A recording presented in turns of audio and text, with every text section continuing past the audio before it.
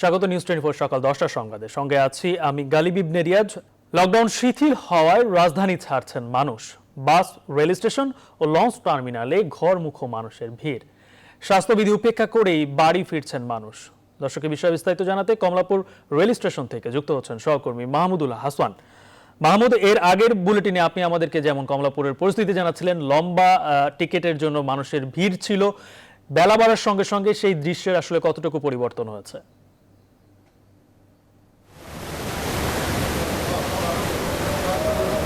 গালিব, দৃশ্যমান পরিবর্তন আসলে অন্তত এটুকু বলা যায় যে এবার কিন্তু নিয়মিত যে ট্রেনগুলো ছেড়ে যাচ্ছে এবং কোনো ধরনের দেরি ছাড়াই কিন্তু ট্রেনগুলো ছেড়ে যাচ্ছে। বিশেষ করে সকাল থেকে আমরা দেখেছি যে সকাল থেকে 10টি ট্রেন উত্তরবঙ্গ সহ বিভিন্ন যে জায়গাগুলোতে সেগুলোতে কিন্তু ছেড়ে গেছে এবং যেহেতু টিকিট কাটার বিষয়টি অনলাইনে ছিল সেই কারণে কিন্তু কিছুটা কিন্তু চাপ এবার রেলে কম ছিল। এবং একটু বলে রাখি যে একটু আগে স্টেশন ম্যানেজারের সঙ্গে আমরা কথা বলছিলাম, তো তিনি কিন্তু আমাদেরকে বলছিলেন যে ফেরার যে টিকিটটি সেটি কিন্তু আসলে 18ই জুলাই থেকে বিক্রি শুরু হবে এবং হচ্ছে যে এই যে এর মধ্যে কিন্তু ঢাকা থেকে 38 জোড়া যে আন্তনগর ট্রেন সেই ট্রেনগুলো ছেড়ে যাবে এবং হচ্ছে যে 19 জোড়া মেল যে কমিউটার ট্রেন সেগুলো কিন্তু হচ্ছে যে ঢাকা থেকে ছেড়ে যাওয়ার কথা। এবং একটি কথা বলে রাখি যে খুবই কিন্তু কম সংখ্যক যাত্রী কিন্তু হচ্ছে যে এবার এই ট্রেনে পরিবহন করা হচ্ছে। উদাহরণস্বরূপ যদি বলি, আমি রাজশাহীতে সারা বছর ধরেই কিন্তু 5টি ট্রেন যদি নিয়মিত যাতায়াত করতো এবং ঈদের সময় 2টি স্পেশাল ট্রেন দেওয়া হতো, কিন্তু এবার কিন্তু দেখা যাচ্ছে যে শুধুমাত্র 2টি ট্রেন চালু রয়েছে এবং তার ভিতরে কিন্তু অর্ধেক আসন নিয়ে যেহেতু হচ্ছে যে এই ট্রেনগুলো ছেড়ে যাচ্ছে, সেই ক্ষেত্রে কিন্তু আসলে খুবই সীমিত সংখ্যক মানুষ যাচ্ছেন। এবং কোথায় যাচ্ছেন আপনি? আমি যাচ্ছি সিরাজগঞ্জ। কি ট্রেনের পরিবেশ কেমন দেখছেন? হ্যাঁ, পরিবেশটা খুব ভালো। এখানে ফাঁকা ফাঁকা আছে, সামাজিক দূরত্ব বজায় রেখে চলতেছে, আর 2 সিটে একজন। তো আসার কোনো ব্যবস্থা হয়েছে? কিভাবে ফিরবেন ঢাকা? জি, আমি আপ ডাউন টিকিট কেটে আসছি অনলাইনে। আরেকজনের সঙ্গে একটু কথা বলতে চাই। সপরিবারে যাচ্ছেন আপনারা, ট্রেনটি ছাড়বে কটায়? জি, ট্রেনটি কোন সময় ছাড়বে? 10টার সময়। এমনিতে ট্রেনের পরিবেশ কেমন দেখছেন? মোটামুটি ভালোই। আপনারা ফেরার কি ব্যবস্থা করেছেন? ঈদের পরের দিন বলেছে যে লকডাউন শেষ হয়ে যাবে, ওই দিনই ফিরবো। শুনছিলেন কিন্তু আসলে যে যাবার যে বিষয়টি সেটি কিন্তু আসলে অনেকটাই নিশ্চিত হলেও এই যে যাত্রী যারা যাচ্ছেন, বিপুল সংখ্যক যাত্রী, ট্রেনে যে অবস্থাটি আমরা দেখতে পাচ্ছি তার চাইতে কিন্তু সড়ক এবং হচ্ছে যে লঞ্চে কিন্তু অবস্থা কিন্তু আরও বেশি কিন্তু বেগতিক। সেখানে প্রচুর মানুষ দাঁড়িয়ে রয়েছেন। বিশেষ করে বাসগুলোতে কিন্তু আগাম টিকিট দেওয়ার যেহেতু কোনো ব্যবস্থা নেই, সেক্ষেত্রে কিন্তু তারা কিন্তু দীর্ঘ সময় ধরে। একটু আপনার সঙ্গে কথা বলতে চাই, ট্রেনের পরিবেশ কেমন? ট্রেনের পরিবেশ তো মোটামুটি ভালোই। এখন বলা যাচ্ছে না ট্রেন না ছাড়া পর্যন্ত কিভাবে মানুষজন আসবে, কিভাবে। আচ্ছা, আর একটি বিষয় যে এক সিটে একজন করে যে বসার বিষয়টা, এটি কতটা এখানে মানা হচ্ছে? আসলে এখনো বোঝা যাচ্ছে না যে মানতেছে কিনা। যখন ট্রেন ছাড়বে এখন তো অনেকেই এসে বসতেছে, রেস্ট নেওয়ার জন্য বসতেছে বা বলতেছে যে আমাকে সিট।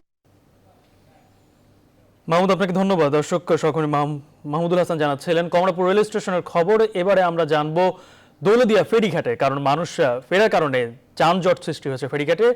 জানানোর জন্য যুক্ত হচ্ছেন সহকর্মী শফিকুল ইসলাম শামীম। শামীম, এর আগের সংবাদে আমরা জানছিলাম আপনার কাছ থেকে দৌলতদিয়া ফেরিঘাটের অবস্থা। তো বেলা তো অনেকটাই গড়িয়েছে, কেমন দেখছেন ফেরিঘাটের অবস্থা? চাপ কতটুকু বেড়েছে?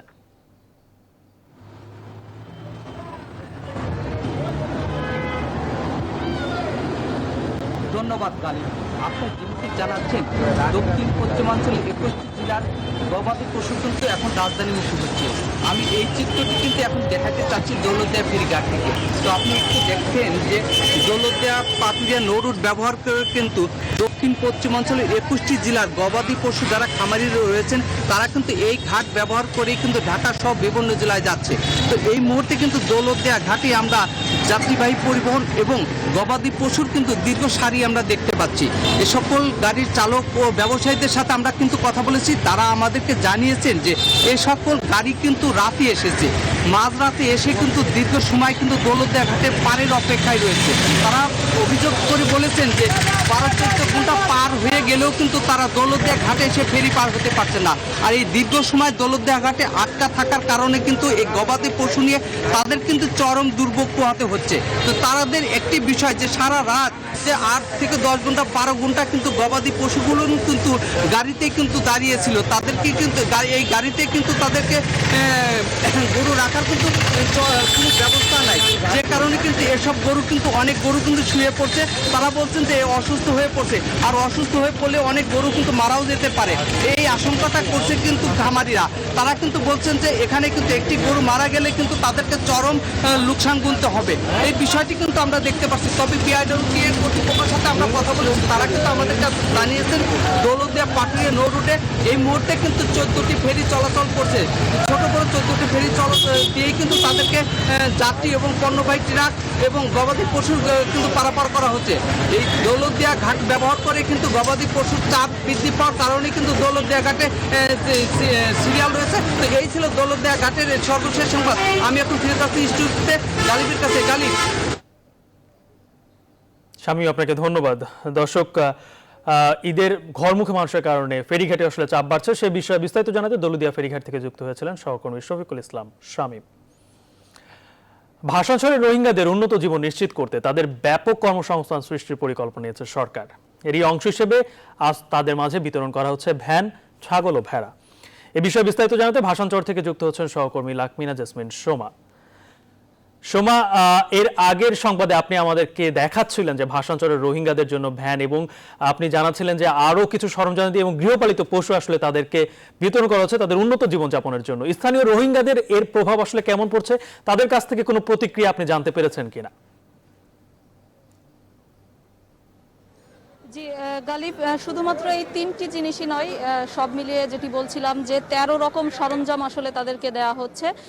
আমরা এই মুহূর্তে দেখতে পাচ্ছেন আমার পেছনে যে লাইনটি, সেই লাইনে যারা আছেন তারা কিছুক্ষণের মধ্যে কিন্তু সেলাই মেশিন পাবেন। যেটি বলছিলাম যে এরই মধ্যে ভাষাঞ্চলে কিন্তু একটি বড় ব্র্যান্ড এসেছে, কে ক্রাফট, তারা সেখানে কাজ করছে এবং এর বাইরেও আসলে যাতে এই রোহিঙ্গা নারীরা তাদের জীবিকা নির্বাহ করতে পারে সেজন্য কিন্তু তাদেরকে সেলাই মেশিন দেওয়া হচ্ছে। এই বিষয়ে আমি একটু এখন যে আনুষ্ঠানিকভাবে এই সেলাই মেশিন সহ অন্য গবাদি পশু এবং অন্যান্য বিষয়গুলো তাদেরকে আসলে বিতরণ করা হচ্ছে আনুষ্ঠানিকভাবে। আমরা এখানে রয়েছি, আমি একটু এখানকার যিনি প্রকল্প পরিচালক রাশেদ সাত্তার, কমোডার রাশেদ সাত্তার, তিনি তাদেরকে দিচ্ছেন, আমি একটু কথা বলতে চাই।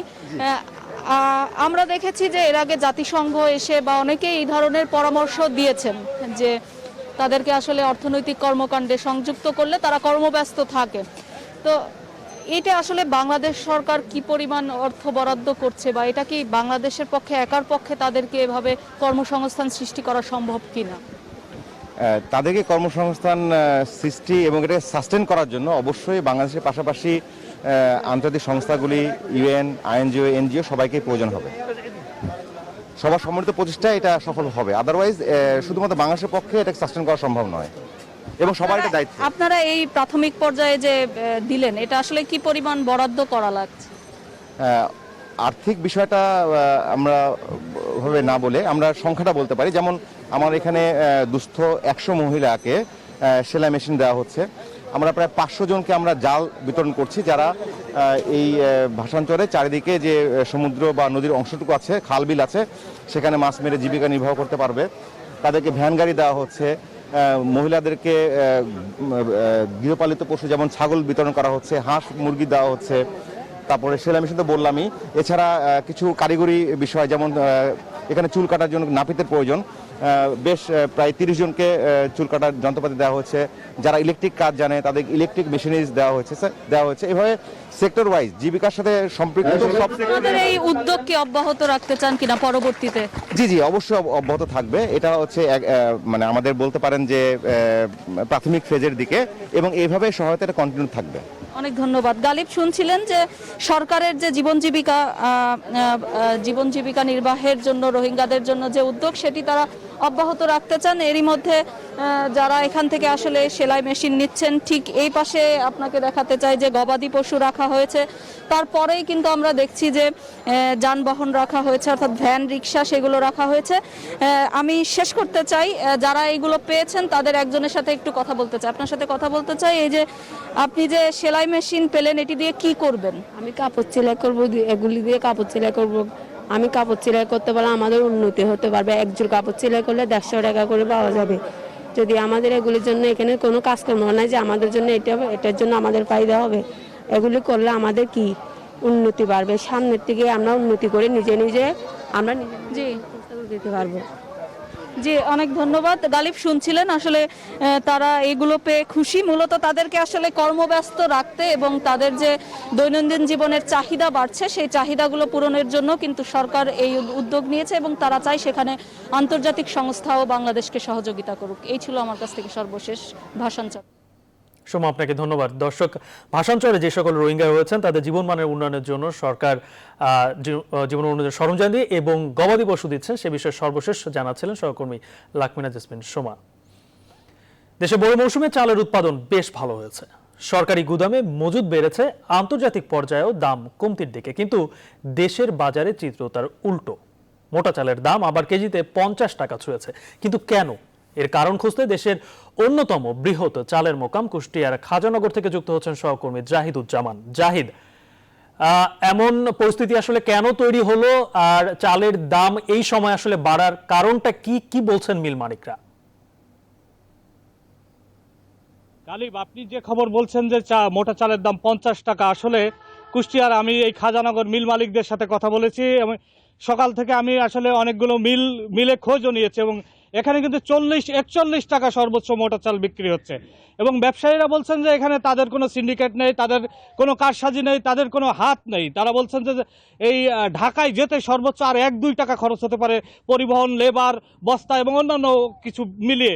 সেখানে 50 টাকা আসলে দাম যাওয়াটা তারা নিজেরাও মানে এটাতে খুব উদ্বেগ প্রকাশ করছেন, তারা চিন্তিত হয়ে পড়েন। তারা বলছেন যে আসলে এই দামটি আসলে সত্যিকারের দাম না, এটা পথিমধ্যে যে হাতগুলো বদল হচ্ছে, ফরিয়া বা অন্য ব্যবসায়ীরা, তারাই আসলে এই দামটি বাড়াচ্ছেন। আমি আসলে কথা বলবো এখানকার অটো রাইস মিল ওনার্স অ্যাসোসিয়েশনের যে সাধারণ সম্পাদক মফিজুল ইসলামের সঙ্গে। তিনি আসলে বলবেন যে আসলে কেন এই ধানের দাম বৃদ্ধি। মফিজ ভাই, আপনি বলবেন যে ধানের দাম কেন বাড়ছে? বিসমিল্লাহির রহমানির রহিম। ধানের দাম বৃদ্ধি যেহেতু মাননীয় প্রধানমন্ত্রী শেখ হাসিনা কৃষককে বাঁচানোর জন্য 1080 টাকা মন ধানের রেট দিয়েছে, সেই ধানের চাল যদি সরকারি হিসাব অনুযায়ী 26 কেজি 26.5 কেজি হয়, সেখানে চাউলের মূল্য পড়ছে প্রায় 41 থেকে 42 টাকা কেজি।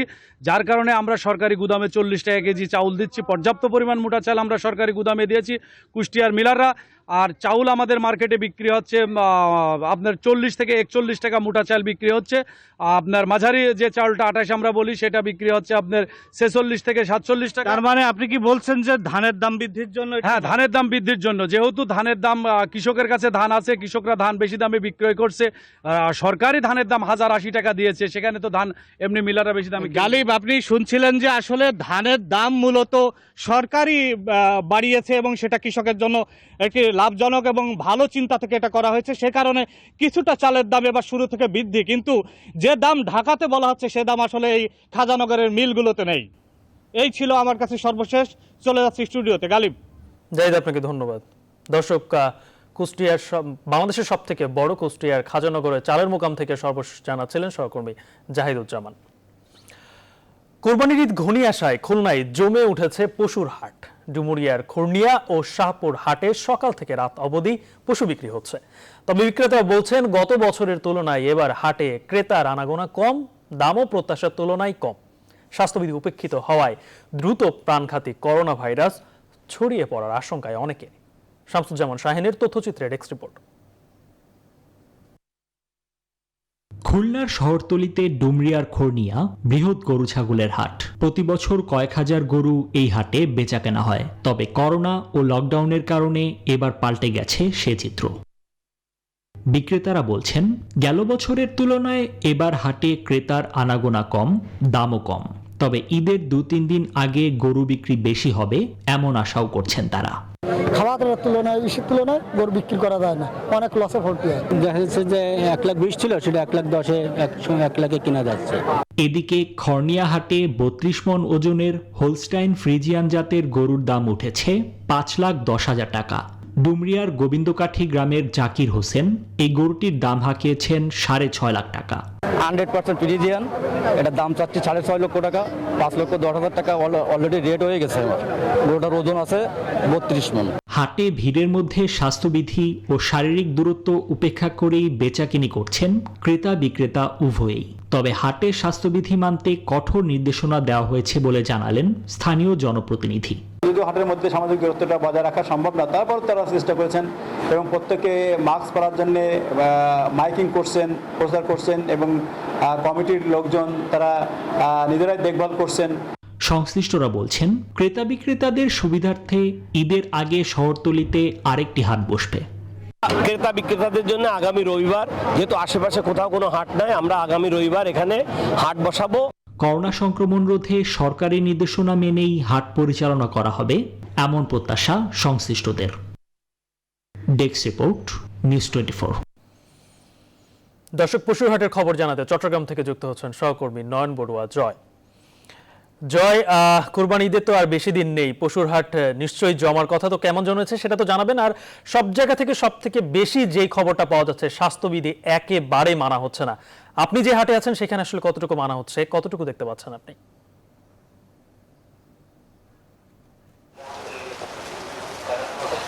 ধন্যবাদ গালিব আপনাকে। আপনি হঠাৎ করে বলছেন যে হাটগুলো কিন্তু অনেকটা জমে উঠেছে, যেহেতু চট্টগ্রামের মানুষ সবচেয়ে বেশি কোরবানি পশু জবাই করে, তার কারণে চট্টগ্রামেই দেশের বিভিন্ন জায়গা থেকে, প্রত্যন্ত অঞ্চল থেকে গরুগুলো চট্টগ্রামের হাটগুলোতে নিয়ে আসে। কিন্তু করোনা মহামারীর কারণে কিন্তু এবার হাটের অনুমতি দেওয়া হয়েছে কিন্তু আসলে 6টি জায়গায়, চট্টগ্রাম শহরের 6টি জায়গায়, যেখানে 12টি জায়গায় হাট বসার কথা রয়েছে। তার কারণে হাটের সংখ্যা কম, তার কারণে মানুষও কিন্তু ভিড়। আপনি অবশ্যই দেখতে পাচ্ছেন মুষলধারে বৃষ্টি হচ্ছে, তার কারণে যারা ক্রেতা এসেছে তারা বিভিন্ন জায়গায় কিন্তু ছুটোছুটি করে অবস্থান নিয়েছেন, কোনো জায়গায় জড়ো হয়ে অবস্থান নিয়েছেন। আর যখন হাট চলছিল আমরা দেখেছি, গতকালও আমরা বিভিন্ন বাজারগুলি যেমনটা দেখেছি, স্বাস্থ্যবিধি মানার কোনো বালাই আমরা দেখিনি। আপনি এখনও দেখতে পাচ্ছেন যেখানে দাঁড়াই আছি সেখানেও কোনো স্বাস্থ্যবিধি মানা হচ্ছে না।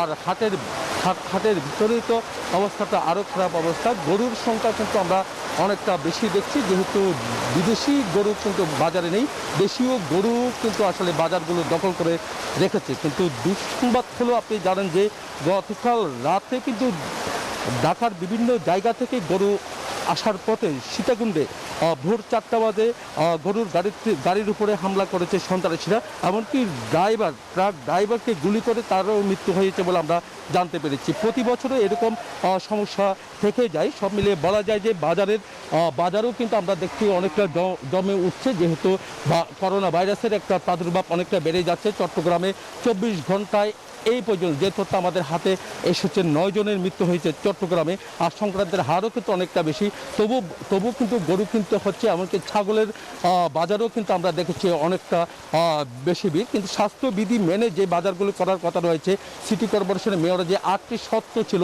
সেই 8টি শর্তের মধ্যে কোনো শর্তই কিন্তু তারা মেনে বাজারগুলি পরিচালনা করা হচ্ছে না। তো এই ছিল আমার এখানকার সর্বশেষ।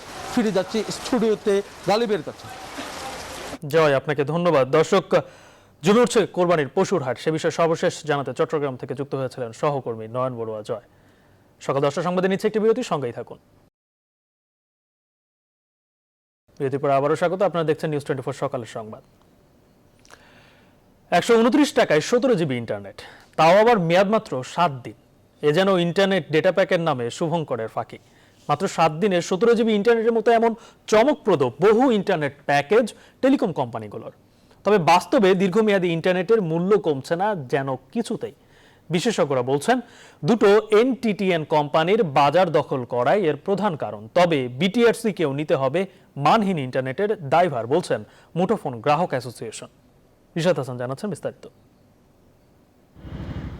মোবাইল ইন্টারনেটের মূল্য গ্রাহকের সাধ্যের মধ্যে রাখতে 2017 সালে কস্ট মডেলিং কার্যক্রম হাতে নিয়েছিল বিটিআরসি, তবে সেটি আজও দেখেনি আলোর মুখ।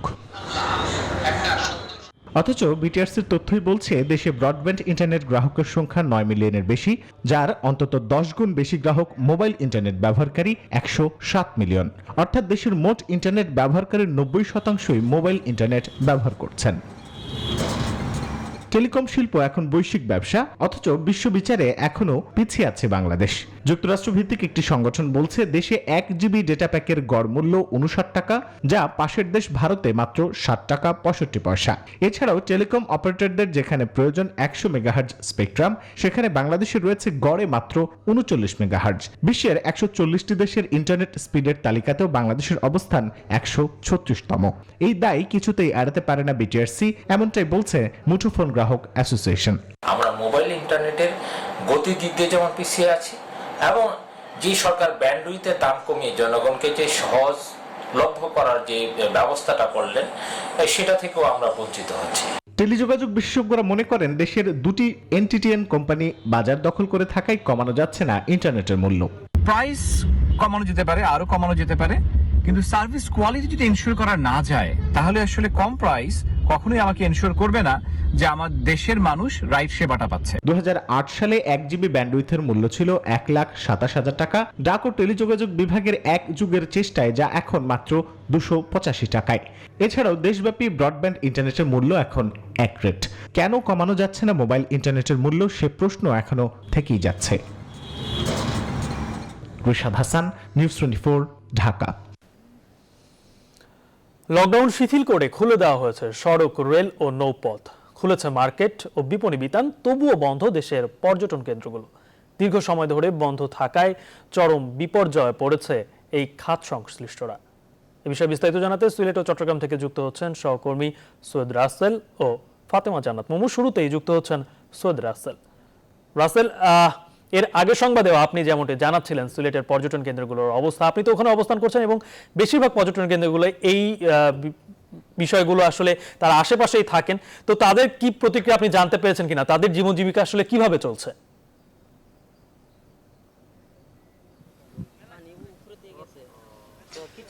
জি ধন্যবাদ গালিব। আসলে সিলেটের অসংখ্য পর্যটন স্পটের এই প্রধানতম একটি পর্যটন স্পট হচ্ছে সিলেটের সাদা পাথর। আমি এখন সিলেটের সাদা পাথর পর্যটন কেন্দ্রে আছি, কিন্তু এই পর্যটন কেন্দ্রে তো খাক আর শূন্যতা বিরাজ করছে। আপনারা জানেন এখানে অসংখ্য মানুষ থাকার কথা ছিল, কিন্তু কোনো মানুষজন নেই এখানে।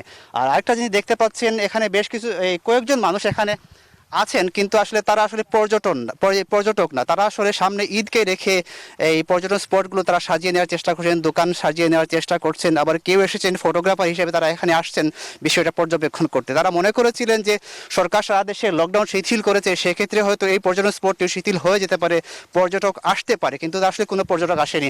তো আমি আসলে এই ব্যাপারে জানতে চাইছি, আসলে এই যে পর্যটন স্পটগুলো বন্ধ আছে, তো আপনাদের কী ধরনের সমস্যা হচ্ছে এখানে? আমরা দীর্ঘদিন লকডাউনে থাকার কারণে বাড়িতে বসে রয়েছি, এখন আসলাম, তারপরও পর্যটক আসতেছে না, আমরা ক্ষতির সম্মুখীন হইতেছি। এই আর কি, সরকার কাছে দাবি স্বাস্থ্যবিধি মেনে লকডাউন ছাড়তে, আমরাও স্বাস্থ্যবিধি মেনে দোকানদারি করলাম, পরিবার পরিজন নিয়ে। ধন্যবাদ আপনাকে। আসলে উনি জানাচ্ছিলেন দাবি, যে সরকারের কাছে দাবি জানাচ্ছিলেন, তারা প্রস্তুতি নিচ্ছিলেন এখানে আসার জন্য। তারা মনে করেছেন যে পর্যটন আসবে, কিন্তু পর্যটন কেউ আসে নাই, তারা বেকার হয়ে আছেন। দীর্ঘদিন থেকে তাদের ঘরে এই খাওয়া দাওয়ার সমস্যা হচ্ছে, জীবিকা নির্বাহের সমস্যা হচ্ছে। তাদের দাবি হচ্ছে স্বাস্থ্যবিধি মেনে হলেও এই পর্যটনগুলো, শুধু এটা না, সিলেটের সবগুলো পর্যটন স্পট যেন খুলে দেওয়া হয়। এই হচ্ছে সাদা পাথর থেকে, সিলেটের সাদা পাথর থেকে সর্বশেষ ফিরে আছি স্টুডিওতে আপনার কাছে। গালিব। আসলে আপনাকে ধন্যবাদ। দর্শক, এবারে যুক্ত হচ্ছেন ফাতেমা জান্নাত মুমু। মুমু, দীর্ঘদিন ধরে তো বন্ধ রয়েছে আসলে পর্যটন কেন্দ্রগুলো, আমরা সিলেট থেকে যেমনটি জানছিলাম। আপনি যেখানে রয়েছেন চট্টগ্রামের সমুদ্র সৈকত পতেঙ্গার কি অবস্থা? ধন্যবাদ গালিব। আমি আছি চট্টগ্রামের সমুদ্র সৈকত পতেঙ্গাতে। সকাল থেকেই দেখানোর চেষ্টা করছিলাম, যেহেতু লকডাউন শিথিল হয়েছে